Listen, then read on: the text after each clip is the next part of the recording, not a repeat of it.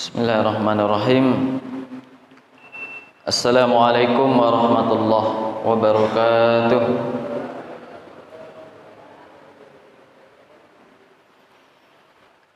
Innal hamdalillah nahmaduhu wa nasta'inuhu wa nastaghfiruh wa na'udzu billahi min shururi anfusina wa min sayyiati a'malina. May yahdihillahu fala mudilla lahu wa may yudlil fala hadiya lahu. Asyhadu an la ilaha illallah wahdahu la syarika lah wa asyhadu anna sayyidana Muhammadan abduhu wa rasuluh.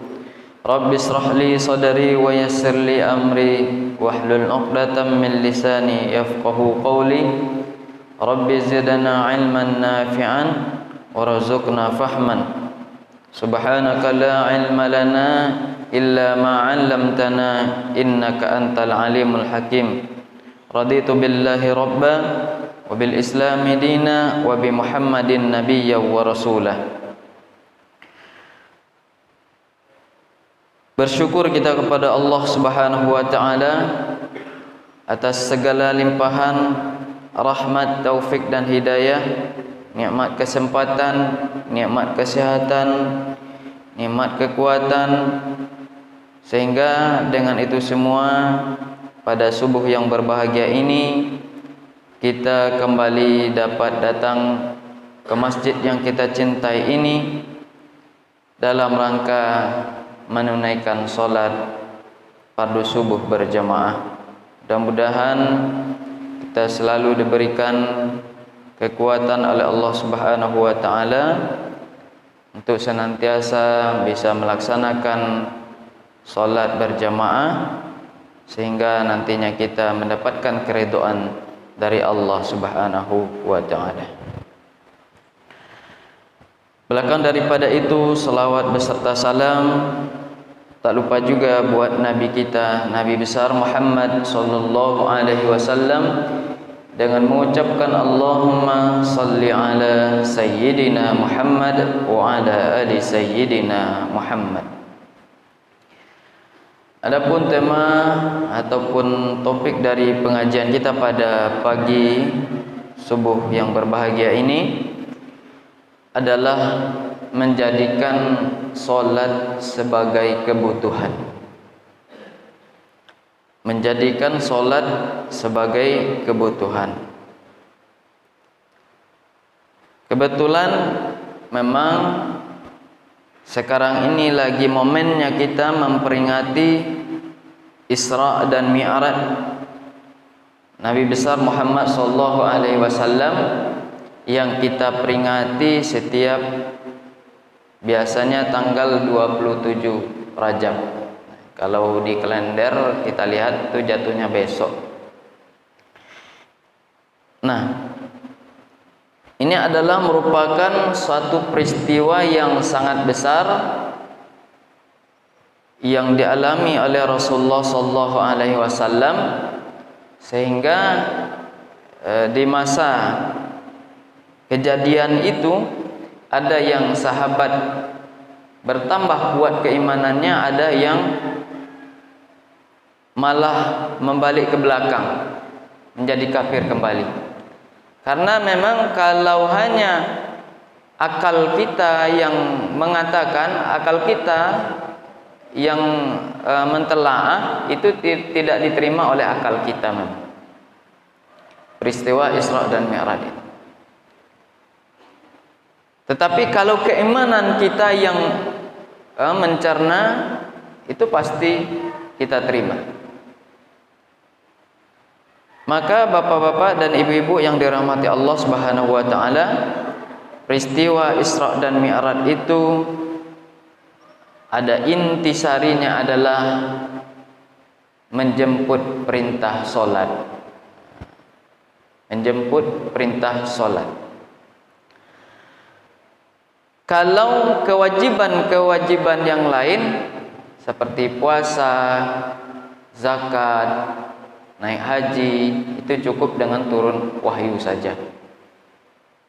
Ya ayyuhalladzina amanu kutiba alaikumus shiyam, kata Allah. Disampaikan oleh Allah kepada Nabi Muhammad melalui malaikat Jibril, perintah puasa. Kemudian waqimus salata wa atuz zakah, laksanakan salat dan tunaikan zakat. Zakat perintahnya melalui Jibril saja. Kemudian wa atimmul hajja wal umrata lillah, perintah haji dan umrah. Nah, berbeda dengan solat. Solat ini Rasulullah sallallahu alaihi wasallam langsung dimi'rajkan oleh Allah Subhanahu wa taala ke langit ketujuh untuk menerima perintah solat ini, sehingganya solat ini menjadi istimewa.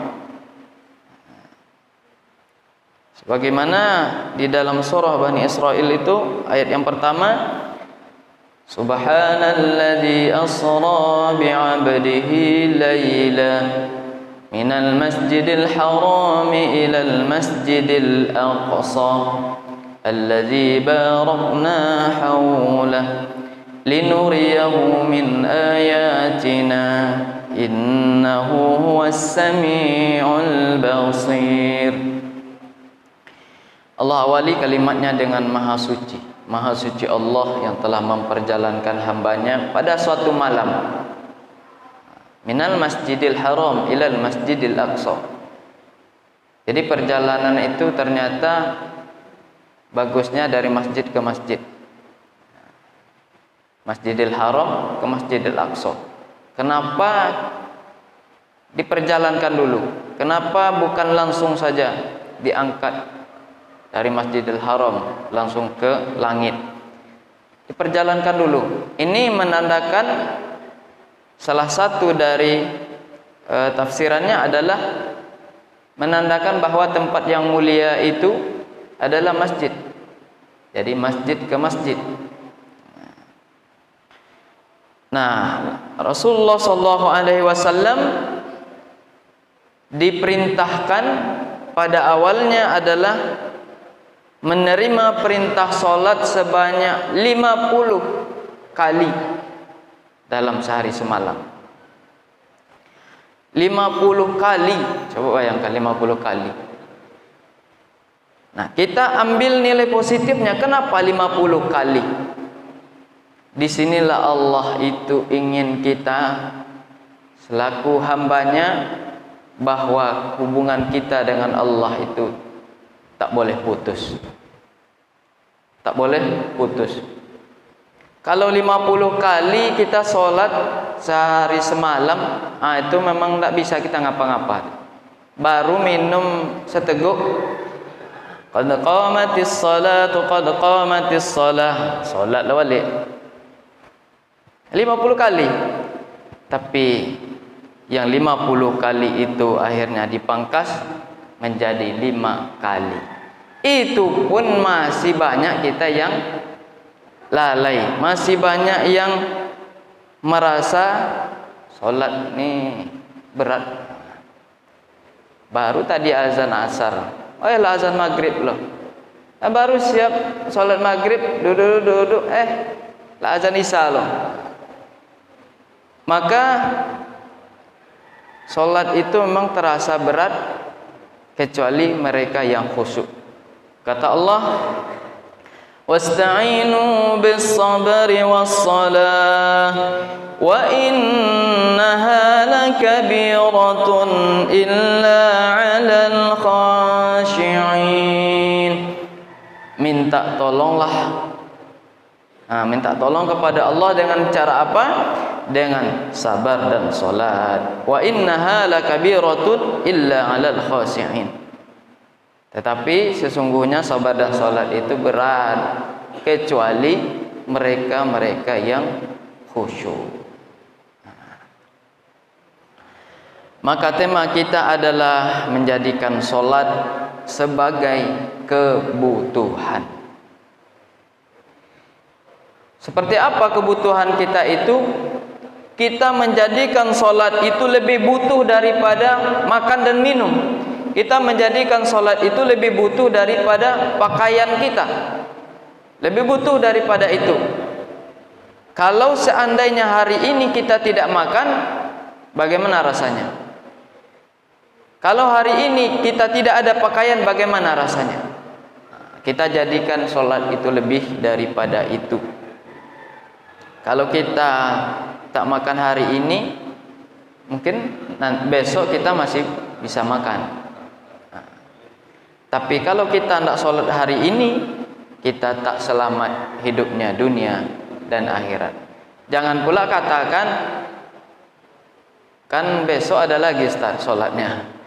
Kan ada kawan yang menjadikan gurau, hari ini tidak sholat, besok kan ada lagi sholatnya. Hari ini tidak sholat isya, besok ada lagi sholat isyanya katanya. Tidak bisa dibuat seperti itu. Kalau kita tidak makan hari ini, besok bisa lagi makan, mungkin bisa. Tapi kalau kita tidak sholat hari ini, besok ada lagi sholatnya, baru kita sholat. Tidak bisa dibuat seperti itu. Karena kata Nabi, hadisnya hadis sahih, man tarakas sholata muta'ammidan faqad kafara jihara. Ini tidak asing lagi hadis ini di tengah-tengah kita. Siapa yang meninggalkan sholat dengan sengaja tanpa ada sebab uzur apapun, faqad kafara jihara, maka sungguhlah dia telah kafir yang nyata. Kafir di sini maksudnya bukan berarti dia keluar dari Islam menjadi non muslim langsung karena tidak sholat, tidak. Tapi sudah samalah dia dengan orang kafir itu, karena yang membedakan kita umat Islam dengan orang non muslim dengan kafir itu adalah sholat dengan tidak sholat. Kita sholat, mereka enggak sholat. Nah, itu yang membedakan. Maka kalau kita enggak sholat juga, ya sama kita dengan mereka. Ibu bapak yang dirahmati Allah Subhanahu wa taala, maka sholat ini adalah merupakan perintah yang istimewa, sehingga kita melaksanakannya tiap hari. Maka harus kita jadikan sholat itu adalah sebagai kebutuhan kita di dalam kehidupan kita sehari-hari. Ibu bapak yang dirahmati Allah Subhanahu wa taala, maka amalan yang pertama nanti dihisab oleh Allah Subhanahu wa taala adalah sholat kita. Dilihat dari sholat kita. Awalu ma yuhasabu bihi yaumal qiyamah as-shalah. Amalan yang pertama dihisab, dihitung, ditanya sholatnya. Bagus enggak sholatnya? Atau bolong-bolongkah sholatnya? Atau sholatnya masihkah main-main? Ini yang menjadi fokus kita adalah bagaimana sholat kita tidak lagi asal-asalan. Bagaimana sholat kita menjadi sholat yang mabrur, sholat yang diterima oleh Allah Subhanahu wa ta'ala. Ini perlu latihan. Jangan kita sholat kita yang kita lakukan hari ini, yang kita lakukan selama ini, apakah sudah menjadi solat yang diperhitungkan oleh Allah Subhanahu wa taala, solat yang diterima oleh Allah Subhanahu wa taala, ataukah mungkin belum diterima oleh Allah Subhanahu wa taala. Ini perlu kita latih. Sehingga solat itu nanti yang akan memperbaiki amalan-amalan kita yang lain. Sehingga solat itu nanti yang akan memperbaiki ibadah-ibadah kita yang lain, termasuk seluruh aspek kehidupan kita di dunia ini bisa diperbaiki oleh solat. Sehingga solat itu dapat mencegah perbuatan orang dari perbuatan keji dan mungkar. Inna sholata tanha anil fahsya wal munkar. Solat itu dapat mencegah perbuatan keji dan mungkar. Nah, tapi kita banyak melihat orang Salat iya juga, tapi perbuatan keji dan mungkarnya tak juga tercegah, tetap juga jalan. Apa yang salah? Apakah salat itu yang salah atau bagaimana? Perlu kita kaji. Mungkin salat yang kita lakukan belumlah sempurna, belumlah bersungguh-sungguh, sehingga salat kita itu terkesan masih main-main. Ada sebuah hadis yang kami kutip di dalam kitab Mukhtarul Hadis yang berbunyi seperti berikut: Idza ahsana ar-rajulu salata fa atimma ruku'aha wa sujudaha qalatis salat hafizakallah kama hafiztani faturfa wa idza sa'a as-salata falam yutimma ruku'aha wa sujudaha qalatis salat dayya'akallah kama dayya'tani fatulaffu kama yulaffu as-saubul khalq fayudribu biha wajha. Yang artinya, apabila seseorang membaguskan solatnya, fa'atimma ruku'aha wa sujudaha, maka dia menyempurnakan rukuknya, kemudian sujudnya. Qalatis salah, maka berkata solat tadi, solat yang kita laksanakan tadi, berkata dia, hafizakallahu kama hafiztani, kama hafiztani. Allah memelihara engkau seperti engkau memeliharaku, kata solat tadi. Jadi kita sempurnakan rukuknya, sempurnakan sujudnya, sempurnakan bacaan-bacaannya, maka solat itu dia mengatakan Allah memelihara engkau seperti engkau memelihara, membaguskan engkau seperti engkau membaguskanku. Faturfa, maka solatnya diterima.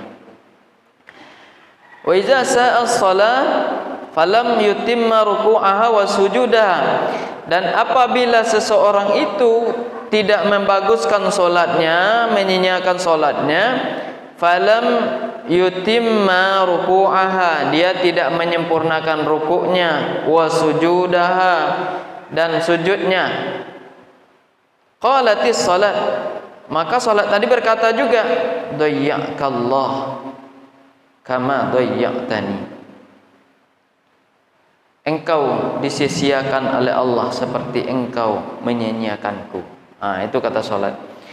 Fatulaffu kama yulaffu saubu, maka solat tadi itu dia dilipat, digulung, kama yulaffu saubu, seperti kain buruk, kain kotor yang dilipat. Fayudrabu biha wajhah, dilemparkan ke wajahnya.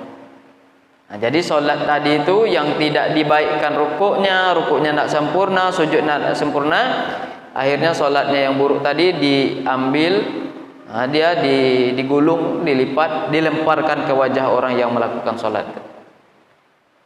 Artinya solatnya tidak diterima. Maka bagaimana solat yang kita lakukan itu agar diterima?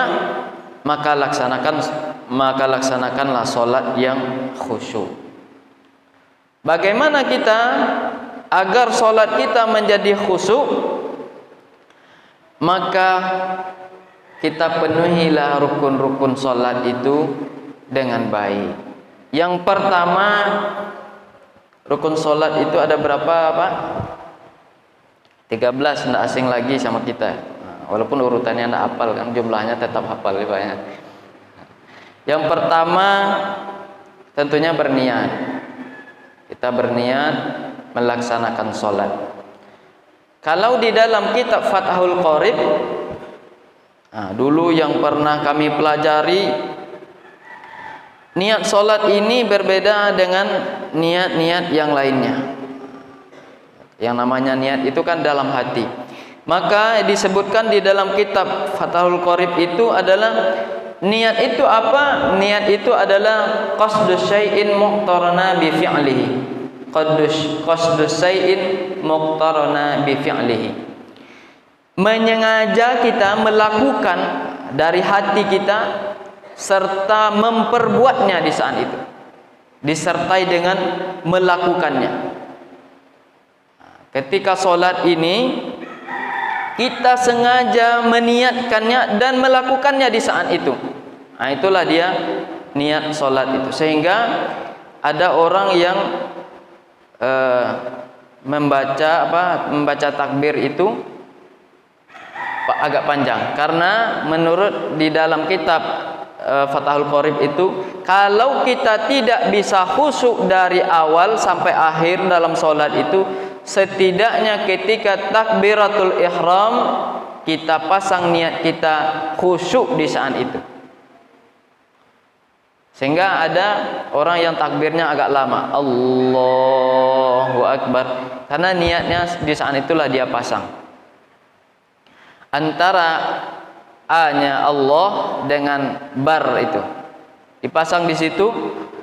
Di saat itulah, setidaknya di saat itulah kita harus khusyuk. Kalau di saat itu pikiran kita tidak fokus, hati kita entah kemana-mana, maka dapat dipastikan sampai akhir solat kita jarang yang khusyuk. Jadi bagaimana supaya kita solat itu bisa khusyuk? Setidaknya di takbiratul ihram itu kita laksanakan niat, pasang niat lillahi ta'ala.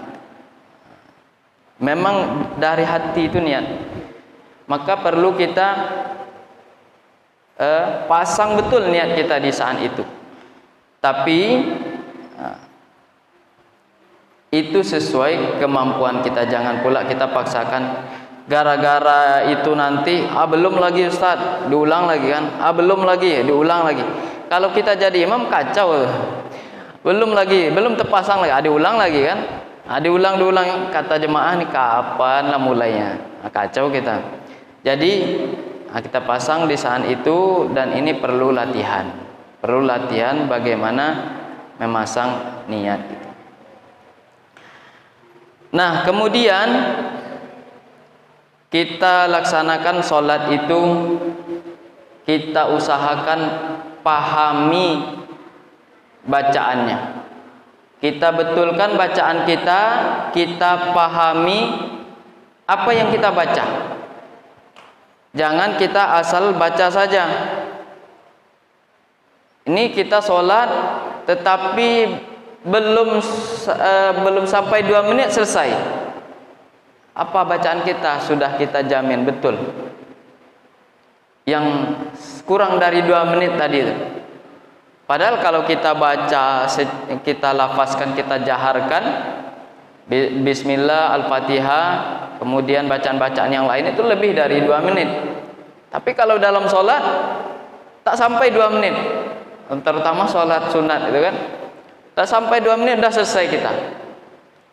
Nah, ini dia sholat yang bisa jadi sholat yang kita lakukan selama ini, sholat yang seperti yang kita sia-siakan tadi, seperti kain buruk yang diputar, yang digumpal tadi, lemparkan ke kita lagi. Maka sholat kita itu tidak berpengaruh. Maka sholat kita itu tidak dapat mencegah diri kita dari perbuatan keji dan mungkar.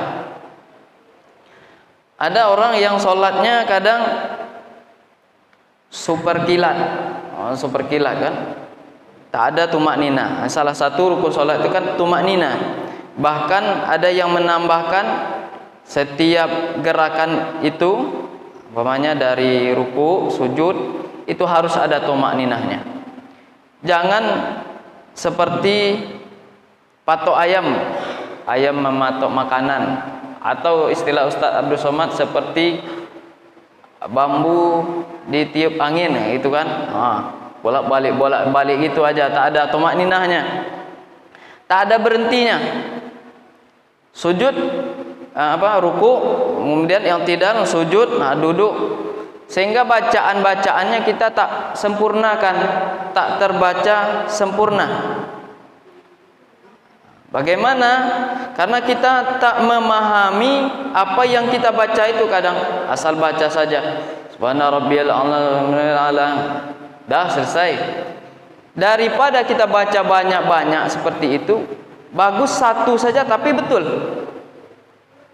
Subhana rabbiyal a'la. Sampai situ aja umpamanya. Kalau imamnya ada juga, imam kita kadang dia cepat kali kan. Subhana rabbiyal a'la. Baru kita baca itu, dia udah selesai. Ya udah sampai situ aja, tapi kita betul bacanya. Atau Subhana rabbiyal azim, baru sampai situ, dia sudah selesai. Ya udah sampai situ aja. Daripada Subhana rabbiyal azim, Subhana rabbiyal azim, enggak jelas tahap apa yang kita baca nanti. Nah, di dalam solat itu banyak sekali sebetulnya pengakuan-pengakuan kita, permohonan-permohonan kita kepada Allah Subhanahu wa taala. Sehingga kalau kita benar-benar melaksanakan solat itu dengan baik, dengan khusyuk, maka solat itu memang bisa mencegah, dapat dipastikan mencegah kita dari perbuatan keji dan mungkar. Bagaimana tidak? Dari Allahu Akbar, pengakuan kita Allah yang maha besar, Allah yang maha besar. Tidak ada lagi yang lebih besar daripada Allah. Selain daripada Allah kecil, apapun urusannya kecil. Nah, di situ saja kita sudah mulai. Kemudian kita lanjutkan dengan doa iftitahnya yang biasa kita baca. Inni wajjahtu wajhiya lillazi fataras samawati wal ard hanifan musliman wa ma ana minal musyrikin. Innas salati wa nusuki. Pemahamannya, kuhadapkan wajahku yang hina ini ya Allah kepadamu. Nah, ini wajah kita ini kalau di depan orang nampak bagusnya, tapi kalau di hadapan Allah wajah kita ini hina, banyak, penuh dosa. Kita hadapkan kepadanya, itu pengakuan kita. Innas salati wa nusuki, sesungguhnya salatku, ibadahku, wa mahyaya, bahkan hidupku, wa mamati, matiku, lillahi rabbil alamin. Semuanya sudah kita serahkan kepada Allah, lillahi rabbil alamin.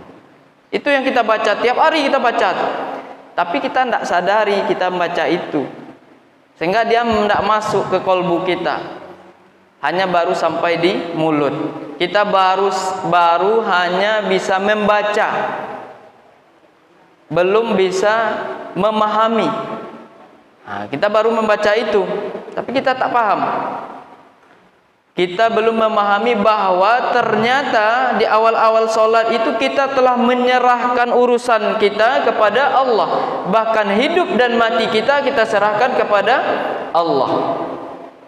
Lalu kita lanjutkan dengan Al-Fatihah. Di situ kita memuji Allah.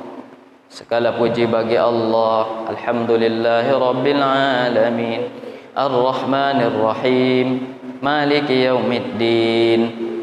Kita puji Allah yang maha pengasih, maha penyayang, yang memiliki hari, yang menguasai hari kemudian, hari kiamat. Kemudian kita meminta, iyyaka na'budu wa iyyaka nasta'in. Kepada Engkau kami menyembah, kepada Engkau kami minta tolong. Itu yang kita katakan tiap hari. Ihdinas siratal mustaqim, tunjukilah kami ke jalan yang lurus. Siratal ladzina an'amta 'alaihim, jalan yang telah Engkau beri nikmat kepada mereka. Ghairil maghdub, bukan jalan yang Engkau benci, bukan jalan yang Engkau murkai. Waladhdallin, bukan pula jalan yang sesat. Itu kita baca, kita minta kepada Allah tuh tiap hari. Setidaknya ini kita baca 17 kali dalam sehari semalam. Tapi baru sampai di mulut kita, belum sampai ke hati. Kalau sudah sampai ke hati, kita yakini, kita pahami dengan apa yang kita baca tadi itu, insya Allah ini akan merubah aspek kehidupan kita, akan bergantung kepada Allah. kemudian ruku, kemudian sujud, kemudian duduk di antara dua sujud, kita di situ Rabbighfirli warhamni. Ada doa kita di situ. Ya Allah, ampuni aku, Rabbighfirli warhamni wajburni warfa'ni, angkat derajatku, warzuqni, beri rezeki aku, wahdini, beri hidayah aku, wa'fu anni, ampuni aku. Di situ kita mohon kepada Allah Subhanahu wa taala, meminta kepada Allah Subhanahu wa taala, mengaku kepada Allah Subhanahu wa taala. Tapi di luar salat bagaimana? Di luar salat apakah kita juga melakukan ini? Di luar salat bagaimana? Kita ingkar kepada Allah. Kita baru saja mengaku kepada Allah, saya ini lemah, saya ini kurang, saya ini banyak dosa, ampuni saya, bantu saya. Di luar salat kita berbuat curang, kita menyakiti orang, kita mengganggu orang, kita makan hak orang. Berarti salat yang kita lakukan tadi belum masuk ke hati kita. Salat yang kita lakukan tadi baru sekedar ucapan, dan ucapan sama bohong belaka. Ucapannya belum masuk ke hati. Nah, maka salatnya tak bisa mencegah perbuatan keji dan mungkar. Nah, jadi salat yang betul itu salat yang khusyuk, yang sudah menjiwai, masuk ke hati kita, pengakuan kita, bacaan-bacaan salat itu kita sudah paham. Oh, ternyata ini setiap hari yang saya lakukan. Makanya solat kita itu tak kurang dari 5 kali sehari semalam. Maka dari awal-awal Allah itu ingin kita 50 kali. Artinya apa? Pengakuan kita, hubungan kita kepada Allah tak pernah putus. 50 kali Allah ingin. Tapi Allah tahu bahwa kita tak akan sanggup. 5 kali sama nilainya dengan 50 kali. Hubungan kita dengan Allah itu, Allah inginnya tidak putus. Nah, maka kita latih, kita pelajari, jangan kita tergesa-gesa di dalam solat. Jangan kita sambil solat kita melakukan hal-hal yang lain. Jangan sambil-sambilan gitu ya. Jangan sambil-sambilan. Kalau ibu-ibu jangan sambil masak, Bu. Jangan sambil masak solat, sambil masak solat lalu lama kali ini masak. Tahu-tahu lagi solat kita tercium bau apa nih? Dah hilang dah, udah kusuk tadi itu. Terciumnya apa nih? Hangus dah masakan tadi. Kalau bapak-bapak pastikan betul. Kalau kita pergi ke masjid sudah parkir yang aman. Ternyata kunci motor tertinggal di motor. Begitu sholat, pas pula saku yang kita pegang itu kosong. Astagfirullah. Dah pegang-pegang dah. Mana lah kunci tadi? Teringatlah tertinggal di motor. Dah habislah dah sholat kita tadi. Dah ada usuknya lagi tuh. Yang kita baca tadi itu tak tahu lagi. Mau cepat aja. Jadi sebelum sholat itu hal-hal yang mengganggu untuk kekhusyuan kita jauhkan. Semoga kita mendapatkan sholat yang khusyuk sehingga solat kita itu dapat mencegah perbuatan kita dari keji dan mungkar. Demikian, lebih kurang mohon maaf, banyak kata, banyak khilaf dan salah dalam menyampaikan hal ini. Segala kebenaran milik Allah Subhanahu wa taala. Subhanakallahumma bihamdika asyhadu an la ilaha illa anta astaghfiruka wa atubu ilaik. Assalamualaikum warahmatullahi wabarakatuh.